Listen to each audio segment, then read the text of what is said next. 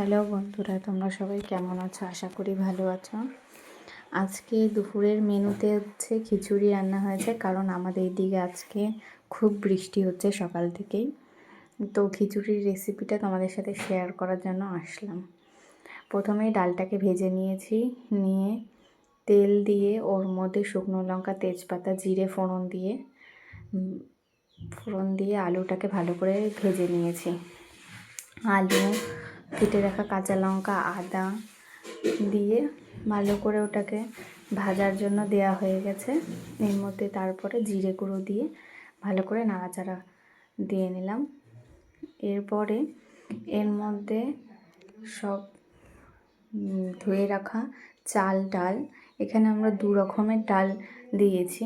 এবার মুগ ডাল আর গোবিন্দভোগ চাল দিয়েও করা যায়, কিন্তু এইরকমভাবে করলেও খুব সুন্দর হয়। তো এরপরে ওটাকে ভালো করে চাল ডাল দিয়ে ভালো করে নাড়াচাড়া করে ওর মধ্যে নুন হলুদ পরিমাণ মতন দিয়ে জল দিয়ে ভালো করে নেড়ে নিলাম।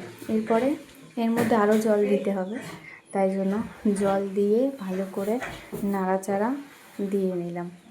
দেখো বন্ধুরা, আমাদের খিচুড়ি তোমাদের সাথে বলতে বলতে খিচুড়িও হয়ে গেছে। এর মধ্যে সামান্য পরিমাণে একটুখানি চিনি দিয়ে ভালো করে নাড়াচাড়া দিয়ে দেখো হয়ে গেছে। এরপরে আমরা নামিয়ে নেব।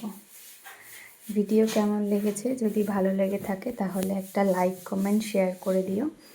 আর এর মধ্যে লাস্টে নামানোর আগে ঘি আর গরম মশলা দিয়ে নামিয়ে নেব।